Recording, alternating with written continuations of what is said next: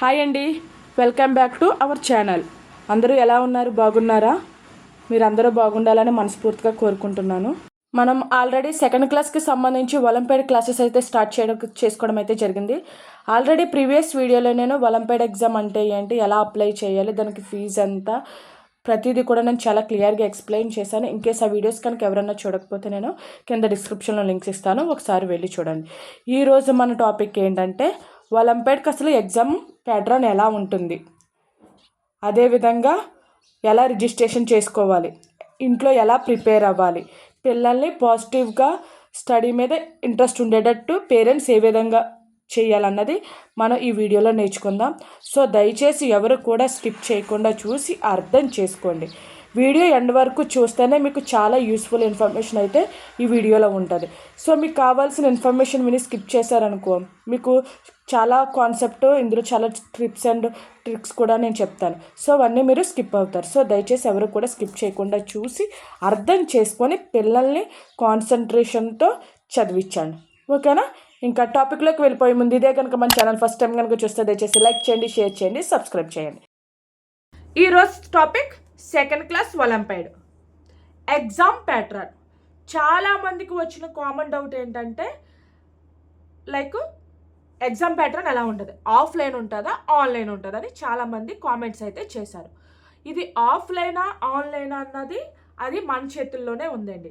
ఇప్పుడు చాలామంది most of the పీపుల్స్కి, చిల్డ్రన్స్కి school నుంచి ఇన్ఫర్మేషన్ వస్తుంది. అంటే ఇలా ఒలింపియాడ్కి సంబంధించి ఎగ్జామ్స్ అయితే కండక్ట్ చేస్తున్నాం, దానికి ఫీజు ఎంత, మీకు ఆల్రెడీ ప్రీవియస్ వీడియోలో చూపించారు ఎలా ఉంటుందో డాక్యుమెంట్ అని. సో అలాగా మీకు స్కూల్ నుంచి ఇన్ఫర్మేషన్ వస్తుంది. ఇన్ కేస్ కొన్ని స్కూల్స్కి అయితే ఇన్ఫర్మేషన్ రాదు, గవర్నమెంట్ స్కూల్స్ అవన్నీ రేర్ అనమాట. మోస్ట్ ఆఫ్ ది పీపుల్ ఒక 8% ఆర్ 7% అన్నది స్కూల్కి ఇన్ఫర్మేషన్ అన్నది తెలియదు. అలాంటి వాళ్ళు డైరెక్ట్ ఆన్లైన్లో అప్లై చేయాలి. ఇప్పుడు స్కూల్ నుంచి ఇన్ఫర్మేషన్ ఎవరికైతే వచ్చిందో వాళ్ళు ఆఫ్లైన్లో ఎగ్జామ్ రాస్తారు. ఎందుకంటే వాళ్ళు స్కూల్ ద్వారా అప్లై చేస్తున్నారు కాబట్టి వాళ్ళు స్కూల్ వాళ్ళే స్కూల్లో జరగదు ఈ ఎగ్జామ్ అన్నది, వేరే సెంటర్కి తీసుకెళ్ళి అక్కడైతే ఎగ్జామ్ కండక్ట్ చేస్తారు. అర్థమైందా? అది ఆఫ్లైన్. ఆన్లైన్ అయితే ఎవరికైతే స్కూల్ నుంచి ఇన్ఫర్మేషన్ రాదో వాళ్ళు ఓన్గా అప్లై చేసుకుంటారు ఆన్లైన్లో. వాళ్ళకి ఇంటి దగ్గర ఆన్లైన్ టెస్ట్ అన్నది చేస్తారన్నమాట. అది వెబ్ క్యామ్ ద్వారా, అంటే మనం ఏం చేస్తున్నామో ఏంటన్నది మన వెబ్ క్యామ్ ద్వారా వాళ్ళు చూసి అబ్జర్వ్ చేసి మార్క్స్ అన్నది డిక్లేర్ చేస్తారు. అర్థమైంది కదా? స్కూల్ నుంచి ఇన్ఫర్మేషన్ వచ్చిన వాళ్ళు ఆఫ్లైన్లో ఉంటుంది, ఓన్గా అప్లై చేసుకున్న వాళ్ళకి ఆన్లైన్లో ఉంటుంది. ఇంటికాడే అది మనం ఆన్లైన్ ఎగ్జామ్ అన్నది రాయాలి. అర్థమైంది కదా ఎగ్జామ్ ప్యాటర్న్ ఎలా ఉంటుందో? ఇప్పుడు చాలామంది, మేడం ఒక స్కూల్ నుంచి ఇన్ఫర్మేషన్ రావట్లేదు, ఇది ఎలా రిజిస్ట్రేషన్ చేసుకోవాలి, ఇది ఎలా అప్లై చేయాలని కూడా చాలామంది కామెంట్ చేశారు. సో నేను జస్ట్ ప్రాసెస్ చెప్తున్నాను. మీరు ఇన్ కేస్ ఈ ప్రాసెస్ చెప్పడం మీకు అర్థం కాకపోతే కనుక నాకు కామెంట్ సెక్షన్లో కామెంట్ చేయండి. మేడం నాకు చెప్పినా సరే నాకు అర్థం కాలేదు, ఒకసారి వీడియో తీయండి అంటే కదా మోస్ట్ ఆఫ్ ది పీపుల్స్ ఒకవేళ రిక్వెస్ట్ చేస్తే కనుక నేను ఖచ్చితంగా ఈ వీడియో అన్నది ఎలా రిజిస్ట్రేషన్ చేయాలన్నది ఖచ్చితంగా వీడియో అన్నది నేను చేస్తాను. ఓకేనా? How to register for olympiad online, visit the official website. For example మీరు మ్యాథ్స్ ఒలింపియాడ్కి అప్లై చేయాలనుకుంటున్నారు, అప్పుడు mathsolympiad.organization అంటే ORG అని టైప్ చేస్తే మీకు వెబ్సైట్ అన్నది ఓపెన్ అవుతుంది. అక్కడ మీరు ఫస్ట్ లాగిన్ అవ్వాలి, పేరెంట్ ద్వారా లాగిన్ అవ్వాలి. అవ్విన తర్వాత ఫిల్ ఇన్ ది డీటెయిల్స్, అంటే ఏ పాపకైతే ఏ బాబుకైతే ఎగ్జామ్ కండక్ట్ చేస్తున్నారో వాళ్ళ ఫుల్ డీటెయిల్స్ స్కూల్ నేమ్, అదేవిధంగా person name, class and A subject అయితే మ్యాథ్సా, సైన్సా, లేకపోతే జీకేనా, ఏ సబ్జెక్ట్ అయితే పిల్లకి కానీ అప్లై చేయాలనుకుంటున్నారో పాపకు కానీ బాబుకి కానీ ఆ సబ్జెక్ట్ అన్నది మెన్షన్ చేయాలి. చూజ్ సబ్జెక్ట్, అదే చెప్పాను కదా, ఇప్పుడు మీరు ఏ సబ్జెక్ట్ అయితే రాయాలి అనుకుంటున్నారో ఆ సబ్జెక్ట్ అన్నది మెన్షన్ చేయాలి. ఖచ్చితంగా చెప్తున్నా, school details full details subject damn షూర్గా క్లియర్గా అబ్జర్వ్ చేసి, అంటే రాంగ్ ఇన్ఫర్మేషన్ లేకుండా కరెక్ట్ ఇన్ఫర్మేషన్ అయితే ఇవ్వండి. And agree to terms and conditions agree చేసి పేమెంట్ ఆప్షన్ అన్నది వస్తుంది. చెప్పాను కదా ప్రీవియస్ వీడియోలో నేను ఏ సబ్జెక్ట్కి ఎంత పేమెంట్ ఉంటుందో ఏంటన్నదని కూడా నేను చాలా క్లియర్గా ఎక్స్ప్లెయిన్ చేశాను. ఇంకేస్ ఆ వీడియోస్ కనుక ఎవరైనా చూడకపోతే నేను కింద డిస్క్రిప్షన్లో లింక్స్ ఇస్తాను, ఒకసారి వెళ్ళి చూడండి. తర్వాత పేమెంట్ కంప్లీట్ అయిన తర్వాత కన్ఫర్మేషన్ మెసేజ్ వస్తుంది అనమాట. మీకు ఈమెయిల్కి కానీ లేదా ఫోన్ నెంబర్కి కానీ టెక్స్ట్ మెసేజ్ అన్నది వస్తుంది. ఇది ఆన్లైన్ రిజిస్ట్రేషన్ ఎలా అప్లై చేయాలో ఒలింపియాడ్కి సంబంధించి. ఓకేనా? తర్వాత చాలామంది పేరెంట్స్లో ఉండే పెద్ద డౌట్ ఏంటి, ఈ ఎగ్జామ్కి ట్యూషన్స్ పెట్టాలా, లేదంటే ఏమన్నా ఆన్లైన్లో కోచింగ్ తీసుకోవాలా, లేదంటే ఇంట్లో చదివించాలా, ఒకవేళ ఇంట్లో చదివిస్తే ఎలా చదివించాలా అన్నది చాలామందికి పేరెంట్స్కి డౌట్. దానికోసం నేను క్లియర్గా ఎక్స్ప్లెయిన్ చేస్తాను. ట్యూషన్స్ కోసం నేను ఆల్రెడీ ప్రీవియస్ వీడియోలో చెప్పాను. ట్యూషన్స్ పెట్టడం మీన్స్ ఏంటంటే పిల్లల్ని మేము చదివించలేము, మా వల్ల కాదు, పిల్లలు డిసిప్లైన్గా ఉండట్లేదు, మేము చెప్పింది వినట్లేదు అన్న వే ఆఫ్ థింకింగ్లో ఉన్న వాళ్ళే ట్యూషన్స్ అయితే పెట్టండి. ఓకేనా? And second, online classes. Online classes అంటే కొన్ని ప్లస్ ఉంది, కొంచెం మైనస్ ఉంది. 1-on-1 సెక్షన్ ఉంటుంది, అలాంటిది బెస్ట్ ఆన్లైన్ క్లాసెస్కి అయితే. అదేవిధంగా చాలామందికి లైక్ 30 మెంబర్స్ అవ్వచ్చు, 50 మెంబర్స్ అవ్వచ్చు, ఆన్లైన్ క్లాసెస్ అన్నది కండక్ట్ చేస్తారు. అది వేస్ట్ అనమాట. ఎందుకు వేస్ట్ అంటే పర్టికులర్గా 1-on-1 సెక్షన్ అనుకో, పర్టికులర్గా ఆ పర్సన్ వింటున్నాడా లేదా, తను ఎలా అబ్జర్వ్ చేస్తాడు ఏంటన్నది వాళ్ళు చెప్పే విధానం బట్టి ఎదుటి పర్సన్ ఎలా ఉన్నారు ఏంటన్నది చెప్పే వాళ్ళకి తెలుస్తుంది, వినే వాళ్ళకి తెలుస్తుంది. కానీ రేషియో ఉన్నది అంటే లైక్ ఒక పర్సన్ చెప్తుంటే 30 మంది 40 మంది వింటారు. అలాంటి వాళ్ళకి పర్టికులర్గా పలానా స్టూడెంట్ ఏం చేస్తుంది అన్నది తెలియదు. సో ఇంకోటి ఏంటంటే ఆన్లైన్ ఫీజెస్ కూడా చాలా ఎక్కువ ఉంటుంది ఒలింపియాడ్కి సంబంధించి. ఓకేనా? అర్థమైనా? ట్యూషన్స్ వల్ల, ఆన్లైన్ వల్ల. ఇంకా పేరెంట్స్ ఇంటికాడే ప్రిపేర్ చేసుకోండి అనుకోవాలని అనుకుంటే కనుక ఫస్ట్ పేరెంట్స్కి సబ్జెక్ట్ నాలెడ్జ్ తెలియాలి. అర్థమైందా? ఎగ్జామ్ అంటే లైక్ ఎడిషన్ అంటే ఎడిషన్ సంబంధించి చిన్న చిన్న సమస్య ఉండదు. 3+4, 2, 5-3 అట్లా చిన్న చిన్నవి అయితే ఉండవు ఒలింపియాడ్కి సంబంధించి. ఏదంటే అది రైటింగ్ పూర్వకంగా లైక్ టెక్స్ట్ రూపంగా మనకి క్వశ్చన్స్ అయితే ఇస్తారు. సో అది అర్థం చేసుకొని క్యాపబిలిటీ ఉండి పిల్లలకి నేను చెప్పగలను అనుకుంటే కనుక ఇంట్లో parents, most of the parents ఇంట్లోనే చదివించండి. నా బెస్ట్ సజెషన్ ఏంటంటే ట్యూషన్స్ కానీ అండ్ ఆన్లైన్ క్లాసెస్ కానీ అటెండ్ చేసే కంటే పేరెంట్స్ కొంచెం టైము వాళ్ళకి స్పెండ్ చేస్తే వాళ్ళకి నాలెడ్జ్ అన్నది గెయిన్ అవుతుంది. మీ పిల్లలు ఎలా ఉన్నారో, ఎలా చదువుతున్నారో మీకు కూడా ఒక క్లారిటీ వస్తుంది.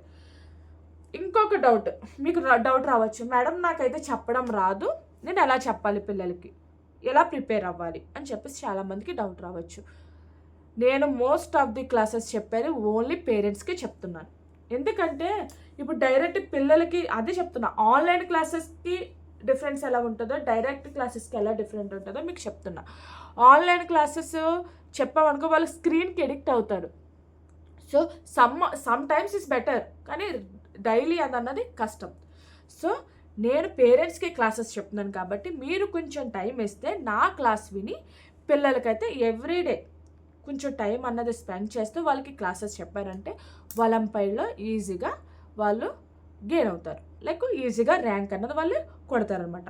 సో నేను చెప్పేది పేరెంట్స్కే కాబట్టి నేను ప్రతిదీ కూడా పేరెంట్స్కి ఎలా చెప్తానంటే పిల్లలకి ఏ విధంగా చెప్తే అర్థం చేసుకుంటారు, వాళ్ళకి ఎలా చెప్తే ఈ సబ్జెక్ట్ నాలెడ్జ్ అర్థమవుతుంది, ఎలా ట్రిప్స్ ఉంటాయి ప్రతిదీ కూడా నేను పేరెంట్స్కి చెప్తాను. కాబట్టి ఒక్కొక్కరికి ఒక్కో నాలెడ్జ్ ఉంటుంది. లైక్ ఎలాగంటే నేను చెప్పే వెర్షన్ వేరేగా ఉంటుంది, వేరే వాళ్ళు చెప్పే వెర్షన్ వేరే ఉంటుంది.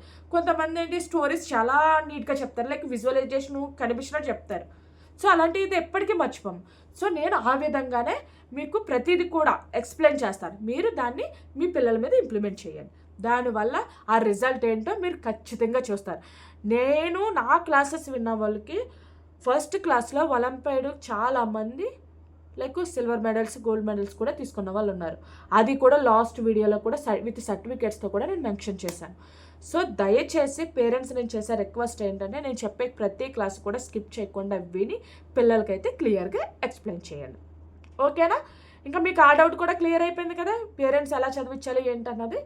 ఇప్పుడు ఒకవేళ పేరెంట్స్ నేను చెప్పిన క్లాసెస్ విని పిల్లలు ఏ విధంగా చదివించాలంటే రోజు లైక్ డైలీ స్టడీ ప్లాన్ అన్నది పెట్టుకోవాలి.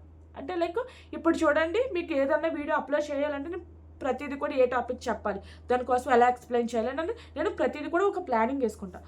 సో అదేవిధంగా నేను చెప్పిన క్లాస్ విన్న తర్వాత కూడా మీరు ఇప్పుడు ఫర్ ఎగ్జాంపుల్ నేను ఏదైనా ఒక పెన్ కోసం చెప్పాను అనుకో, ఆ పెన్ కోసమే చెప్పకుండా మీరు వేరేది ఎగ్జాంపుల్ లైక్ పెన్సిల్ తీసుకోనో లేదా స్లేట్ తీసుకోనో అట్లా మీరు ఓన్గా క్రియేట్ చేసుకొని పిల్లలకైతే ఎక్స్ప్లెయిన్ చేయండి. అలా మీరు ప్లాన్ చేసుకోండి. ఓకేనా?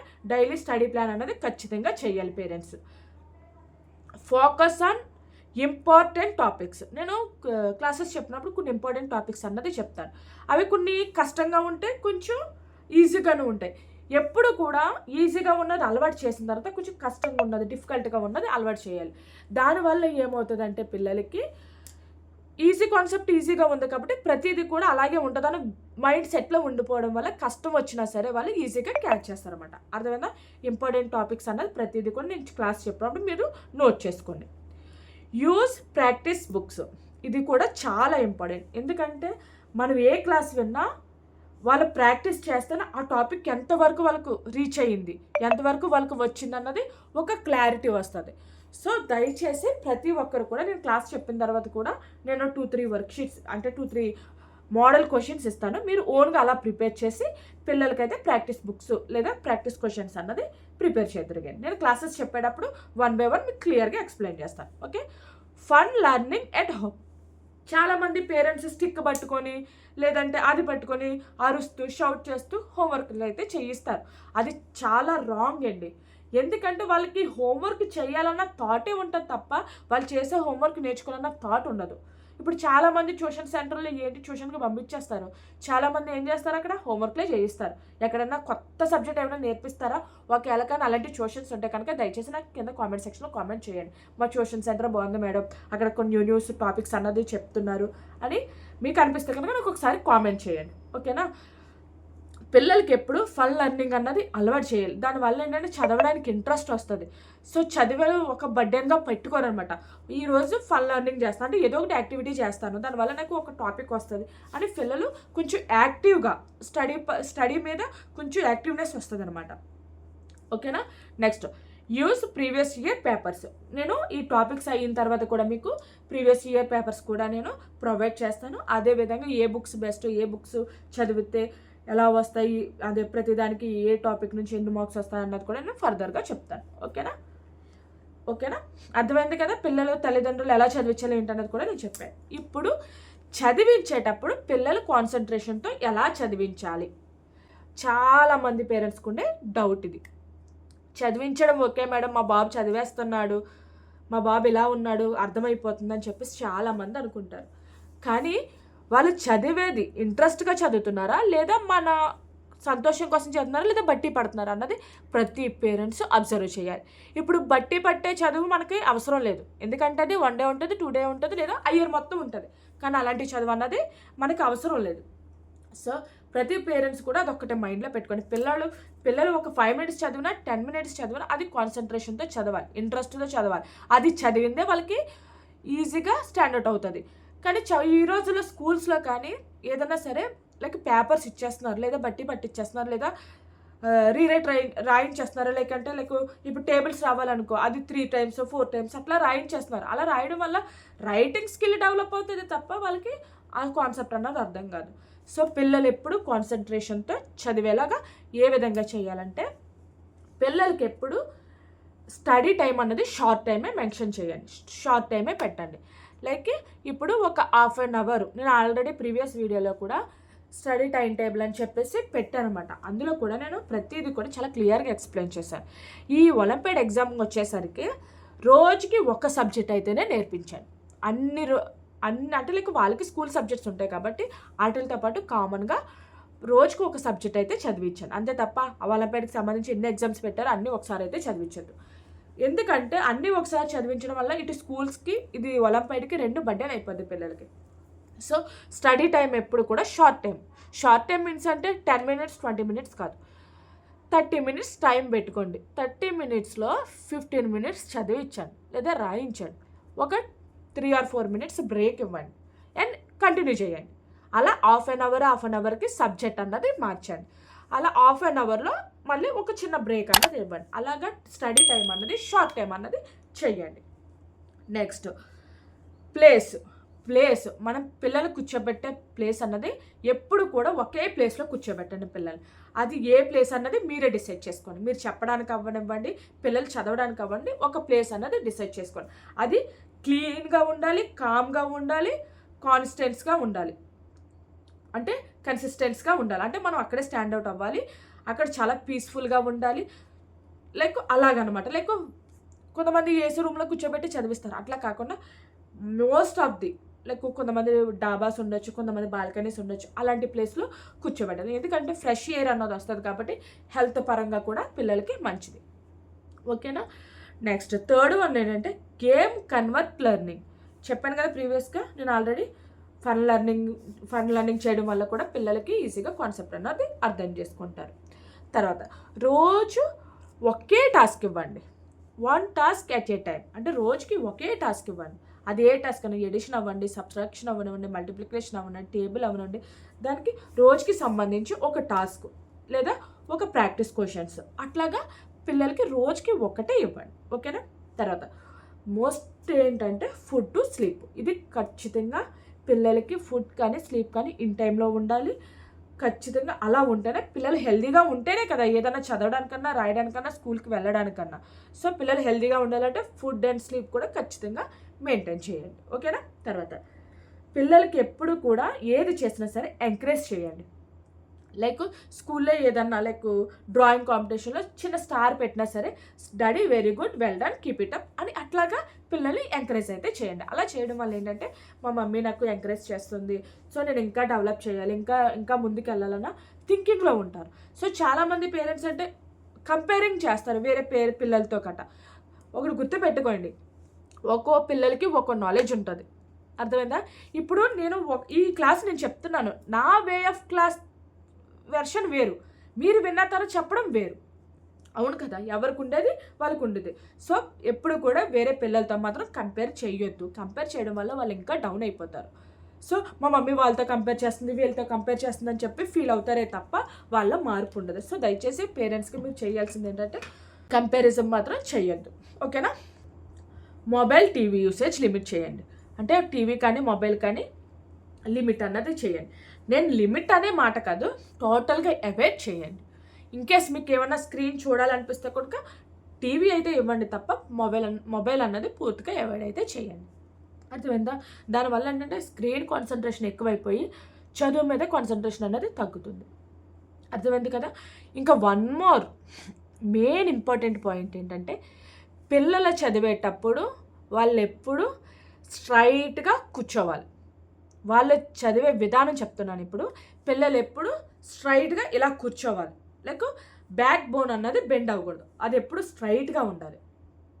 అండ్ వన్ మోర్ ఏంటంటే పిల్లలు ఎప్పుడన్నా చదివినప్పుడు పాయింట్ ఫింగర్ అయ్యి రెండు రావాలి. అంటే ఇప్పుడు నేను ఇది డైలీ స్టడీ ప్లాన్ చూడండి, డైలీ అన్నక్కడ పాయింట్ ఫింగర్ వచ్చింది, స్టడీ అన్నక్కడ స్టడీ ఫింగర్తో అలాగా పాయింట్ ఫింగర్ పెట్టి ఐస్ అక్కడ పెట్టి లౌడర్గా చదివితేనే వాళ్ళు చదువుతుంది కాన్సన్ట్రేషన్గా చదువుతున్నారు అని అర్థం చేసుకోండి. చాలామంది పిల్లలు ఏం చేస్తారు తెలుసా, బ్యాక్ బెండ్ చేయడం వల్ల ఏంటంటే చదువు మీద ఇంట్రెస్ట్ రాదు. అండ్ ఇంకోటి ఏంటంటే లోపల చదువుకుంటున్నారు, వాళ్ళు చదువుతున్నారో తెలియట్లేదు, ఏమన్నా నోట్లో ఏమన్నా చెప్తున్నారో కూడా మనకు అర్థం కాదు. అండ్ చాలామంది పిల్లలు ఏంటంటే పాయింట్ ఫింగర్ పెట్టరు, బయటికి చదవరు, లైక్ సిట్టింగ్ కూడా ప్రాపర్గా ఉండదు. సో ఈ చదివేటప్పుడు పిల్లలు ఈ 3 మాత్రం ప్రాపర్గా పెట్టేటట్టు చూడండి. బ్యాక్ బోన్ బెండ్ చేయకూడదు, and point finger, eye contact and louder. ఈ 4 మాత్రం మనం చెప్పే విధంగా వాళ్ళు చేస్తే వాళ్ళకి కాన్సన్ట్రేషన్తో వాళ్ళు చదువుతున్నట్టు, ఇంట్రెస్ట్గా వాళ్ళు చదువుతున్నారు అని మైండ్లో పెట్టుకోండి. అర్థమైంది కదా. ఈరోజు క్లాస్ మీకు ఎగ్జామ్ ప్యాటర్న్ కోసం చెప్పా, రిజిస్ట్రేషన్ కోసం చెప్పా, అదేవిధంగా ఇంట్లో చదివిస్తే ఒలింపియాడ్కి ఎలా ప్రిపేర్ చేయాలో చెప్పా, అదేవిధంగా పిల్లలు చదివించేటప్పుడు కాన్సన్ట్రేషన్తో ఎలా చదివించాలో కూడా నేను చెప్పా. ఇంకా నెక్స్ట్ వీడియోలో మనం ఒలింపియాడ్కి సంబంధించి ఎన్ని సబ్జెక్ట్స్ ఉన్నాయో డిస్కస్ చేసుకున్నాం ఆల్రెడీ. ఇప్పుడు ఆ సబ్జెక్ట్లో ప్రతి సబ్జెక్ట్కి ఎన్ని టాపిక్స్ ఉంటాయి, అదేవిధంగా ఏ టాపిక్స్ నుండి ఎన్ని క్వశ్చన్స్ వస్తాయి, ఆ క్వశ్చన్స్కి ఎన్ని మార్కులు ఉంటాయి, మనం ఎగ్జామ్కి ఎలా అటెండ్ అవ్వాలి, ఎగ్జామ్ ఏ విధంగా ఉంటుంది, ఆ పేపర్ ఎలా ఉంటుంది ఏంటన్నది నేను నెక్స్ట్ వీడియోలో క్లియర్గా ఎక్స్ప్లెయిన్ చేస్తాను. ప్రీవియస్ వీడియోలో ఆల్రెడీ నేను ఒలింపియాడ్కి సంబంధించి ఎగ్జామ్ కోసం చెప్పాను, ఫీజు కోసం చెప్పాను, ప్యాటర్న్ ఎలా ఉంటుందో ప్రతిదీ కూడా నేను క్లియర్గా ఎక్స్ప్లెయిన్ చేస్తాను. ఇన్కేస్ ఆ వీడియోస్ కనుక ఎవరన్నా చూడకపోతే నేను కింద డిస్క్రిప్షన్లో లింక్స్ ఇస్తాను, ఒకసారి వెళ్ళి చూడండి. నేను చెప్పేది ఏంటంటే ప్రతి క్లాసు కూడా స్కిప్ చేయకుండా చూస్తేనే కాన్సెప్ట్ అర్థమవుతుంది. మీకు కాన్సెప్ట్ అర్థమవుతూనే పిల్లలకి ఎక్స్ప్లెయిన్ చేయగలరు. సో అదొకటి మైండ్లో పెట్టుకోండి. దయచేసి నా వీడియోస్ ఏది కూడా స్కిప్ చేయదు. నా వీడియోస్ అనే కాదు, ఏ వీడియో మీరు ఓపెన్ చేసినా ఏదో ఒకటి తెలుసుకోవాలనే కదా ఓపెన్ చేస్తారు. సో అది స్కిప్ చేయడం వల్ల ఏంటంటే అందులో మీరు స్కిప్ చేసే దగ్గర మంచి పాయింట్ ఉండొచ్చు. సో అలాంటిది మిస్ అయిపోతారు. సో ఏ వీడియో అయినా మీరు నేర్చుకోవాలని ఉద్దేశం ఉన్న వాళ్ళు స్కిప్ చేయకుండా ఏ వీడియోని కూడా స్కిప్ చేయకుండా ఫుల్గా చూస్తాను, మీకు ఇన్ఫర్మేషన్ అనేది తెలుస్తుంది. ఓకేనా? ఈ వీడియో మీకు ఎలా అనిపించిందో దయచేసి ఒక లైక్ కానీ కామెంట్ కానీ చేయండి. ఈ లైక్ చేయడం వల్ల ఏంటంటే మీకు లాంటి పేరెంట్స్కి ఈ వీడియో అన్నది రీచ్ అవుతుంది. సో వాళ్ళకి కూడా ఇది హెల్ప్ఫుల్ అవుతుంది.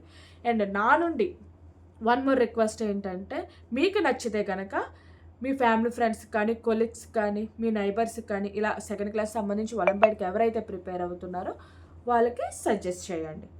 ఓకేనా? Thank you for watching.